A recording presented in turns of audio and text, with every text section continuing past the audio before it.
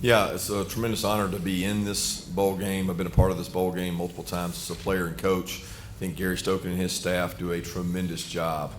First class in every phase of it.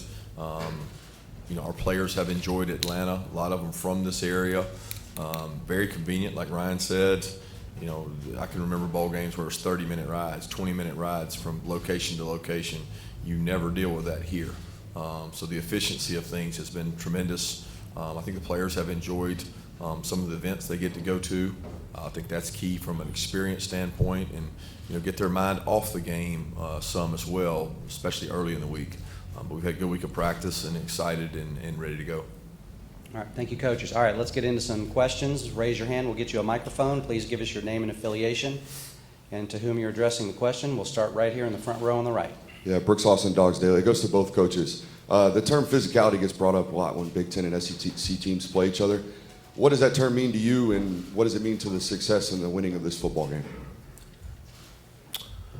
I think physicality is part of this game, and it's a major part of every football game. I mean, when you look across the board, you do studies on these semifinals and final playoff games since the playoffs started. Physicality at the line of scrimmage has been really critical, and you look across the board, teams that run the ball well tend to win these games. Also, red area third down and explosive plays are indicators, but the line of scrimmage play and physicality, but physicality can be a lot of different ways. It can be on the perimeter, it can be on special teams, it can be a lot of different venues, ways of looking at it. And I got a lot of respect for both conferences, because when you play in a bowl game, you get to watch the other conference all the way through. You get to see all these teams they play, and you have a lot of respect for the conference that you're playing. They have great physicality in that conference, always have, and we respect that. This question goes for both coaches. These two programs have a lot of history, and they are often in the same circles, recruit the same caliber of players annually in the top 5, but haven't matched up in a while. What does it mean to both of you to finally be able to step in between the lines and have these programs face off against each other? All right. Coach Smart, with you, please. I'm excited for our kids and our opportunity. The two brands of both programs speak for themselves. I think everybody in the country knows the kind of football they've played and we've played here recently, and it's really about them. It's not about us as coaches. It's about the opportunity for the players to go out and play in what's going to be an incredible environment, and that's what you choose to go to Ohio State or Georgia for, is to play in games like this. So I'm excited and happy for them. We go back here. Yeah, Clay Hall, ABC 6, Fox 28, Football Fever in Columbus. To both coaches, could you talk about the standards and expectations of your respective programs and how you've adjusted to the pressure that's involved with that task? Yeah, there's always been pressure, so I don't know that there's an adjustment to pressure. There's just as much pressure from year 1 to year 7. The expectations don't change. We embrace that. The standards that are created through the players that play there. And we've had a really good leadership kind of over the last 6-7 years, and they've created a standard for the younger players to emulate. And that's going on now. I talk every day to our guys about, if you're a freshman or sophomore, find the guy you think works hardest and does it the right way and emulate him, and this success will continue. There's no entitlement, and you work really hard at what you do, but the standard doesn't change. Players change, and each year maybe your identity changes, but the standard doesn't change. Okay, next right here. We saw you and your players doing yoga at the end of practice yesterday. Is that part of your typical game week, and what do you see as the benefit of it? Yeah, we've done that every Thursday the entire season, and we didn't want to change that tradition. The players have embraced it. We've cut practice on Thursday throughout the year to go down on their GPS numbers, and so Caroline Ward, who her husband's one of our physicians, team physicians, she does the yoga, and the players really like it. It makes them feel better, a little more refreshed. So I think it's important from a recovery standpoint. Over here, fourth row on the right. Joey Kaufman, Columbus Dispatch. Ryan. Your guys have been here before. So what have you seen from the guys that have kind of been through this playoff run? And maybe we've noticed maybe leadership, characters that you've seen from them this week? Yeah, I think the guys that came into this season as leaders that had played quite a bit, they've been that way throughout. I don't know that it's been any different for the 28 days since our last game. They certainly have a lot of experience, but I don't know that there's an Ohio State player or a Georgia player right now that doesn't have experience that's played in 12 or 13 games. The season is your experience. And coming into this season against Oregon, I would have said we were an inexperienced team, but we have experience now, and so do they. So you draw on those experiences of playing your interconference rivals, and we both teams have done that. Third row on the left here. Doug Maurice, Cleveland.com for Ryan.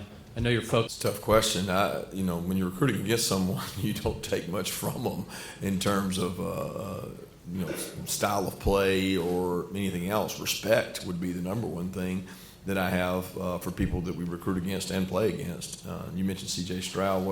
What a tremendous young man. I was so upset at my assistant when I had to fly all the way to California to go out there. I was like, are you sure we're going to have a chance? And we went out there, and it wasn't my favorite travel trip when I had to go all the way to Cali, but it was worth it when you got to sit down with that young man and his mom, because he was very impressive, and he returned that trip to come back and see us. And usually when you get him on your campus, that means you have a shot. And I certainly enjoyed getting to know him and the relationship with him because of the young man he is. But as far as what you learned about the other team and other programs through recruiting, I don't think there's a lot there. Coach Dan. Play hard, get seen.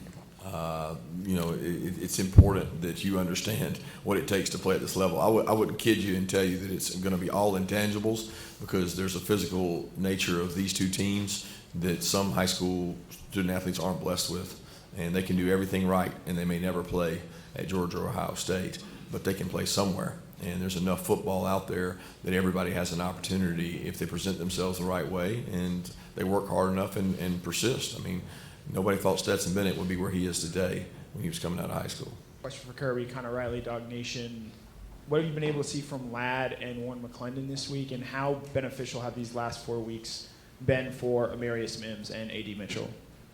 They've been great for those two guys. Amarius has gotten to play a ton this year, so he's been a rotational player, and mainly for the reason that if you lost somebody, you could go in and play. If you remember, Jamari had the situation some last year at the end of the year, and even in the championship game, where he had to move positions and play with some injuries and do some things to help us out. So, and we're still hopeful to get Ladd and Warren back. All right, next question right here on the far right. Coach Kirby, Caleb Spinner, Scarlet and Gray Sports Radio and Buckeyes Now. You were neck and neck in recruiting C.J. Stroud. What attributes did you see in him, and what does he share with Stetson Bennett? Well, he's a tremendous leader, and I think when you play that position, you better be a leader. And he's very quiet then, very humble, but very talented. And he has great vision down the field. He has great athleticism to take off and run, and that's something he and Stetson both share. They had two different kind of paths. CJ was highly recruited. CJ got to play relatively early in his career, and they both had success.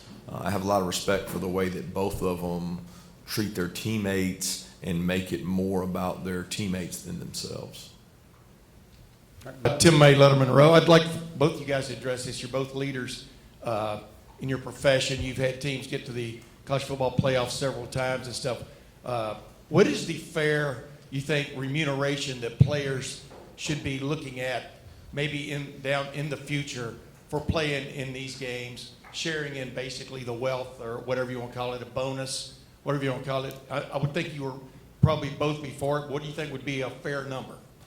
I don't think you can put a number on that. I don't think it's fair for me to sit here and assess that number without studies and values. I do think the NIL opportunities that our players have gotten have been tremendous for them in terms of creating a lot of opportunity for themselves and a chance to help their families. I think the CFP does a tremendous job, who gives a really handsome check to the families to travel to these locations that are tremendously hard to get to. And you're talking about 2-night minimums, and you're talking about New Year's Eve. And those are things that I know when I was a player, the parents weren't afforded. So it's come quite a ways, but to put a number on that, I'd be remiss to try to answer that right now. Very similar. We keep the same routine. We keep it home and treat it like a road game in terms of we would be arriving today. We want them to have a mindset of they arrive today. That's one of the hardest things psychologically to prepare your team for, from being in the same place for 6-7 days, sometimes in the same room. So psychologically, we try to do some things to help with that, and then we treat it like we arrived, we go do a walkthrough, we do a movie, and prepare for a big day tomorrow. Right over here on the left.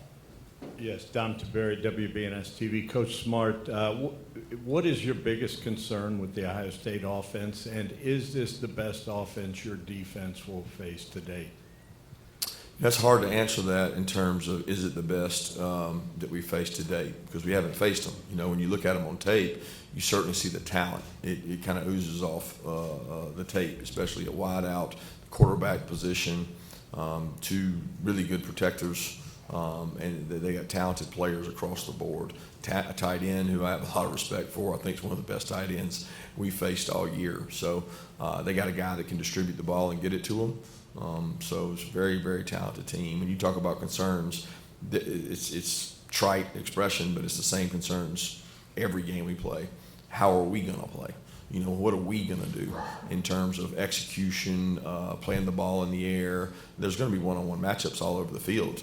You got to win those one-on-one matchups. And when you're playing Ohio State, you got to be disruptive. You know, you got to affect the quarterback some kind of way, because if you don't, he's very accurate. He's a very accurate passer that knows where he's going with the ball, and when you give him free access with a quarterback like that, they can wear you out. So, but most games come down to the same thing: turnovers, explosive, red area, third downs. I mean, it's what the greatest indicators are of winning. All right, midway on the right. Mike Griffith, AJC Dog Nation. Kirby, last year I asked you and Nick Saban this question at the championship game, Coach Day, if you could answer in the NIL transfer portal area about this model, the disadvantages that you have preparing for a game while maybe other teams are working the portal or recruiting more aggressively. Do you think this is a sustainable model, what you're dealing with right now with the transfer window, as well as the NIL dealings that are taking place for both coaches?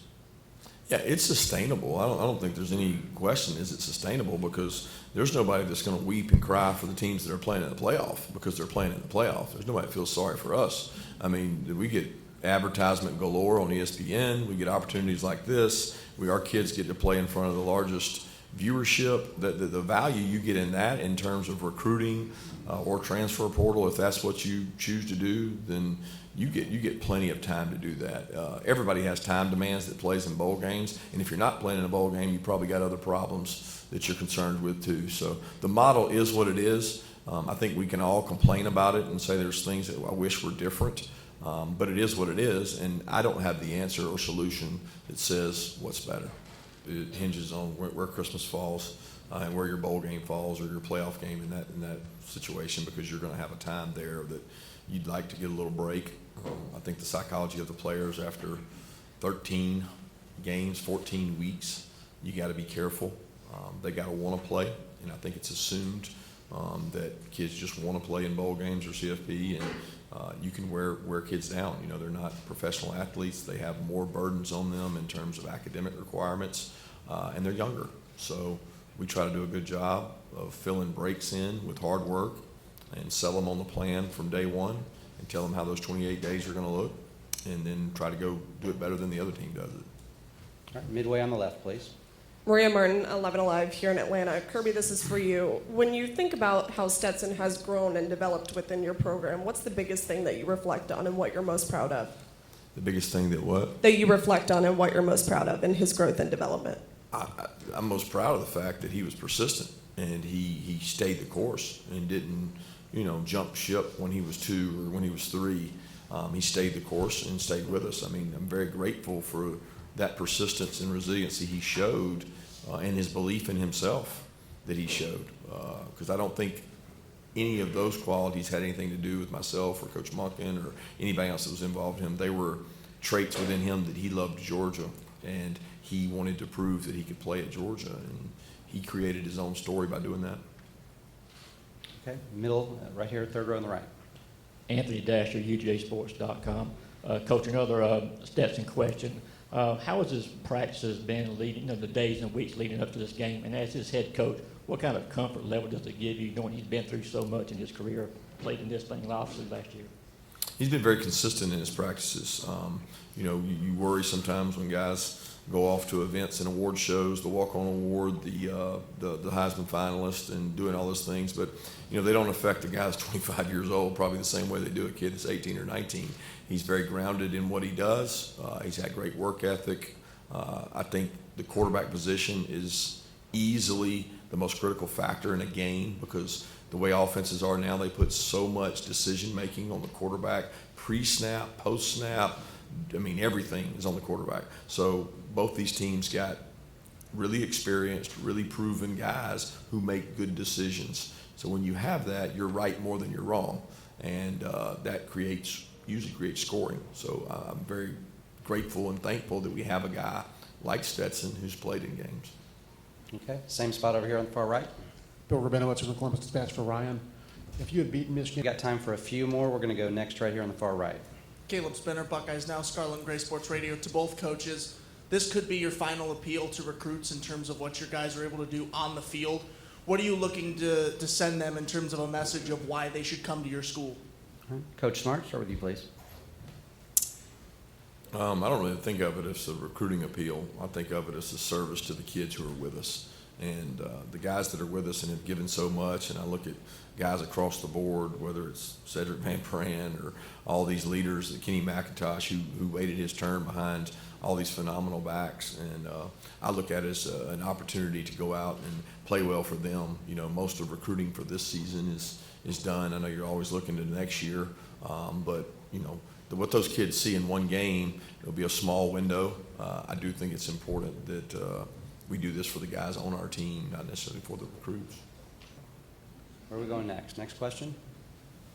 All right, over here on the far left on the aisle. Rob Mickle, Big Ten Network. Coach Smart, when you look at the Ohio State wide receivers, what do you see from Marvin Harrison Jr. and the talent and the depth of that group?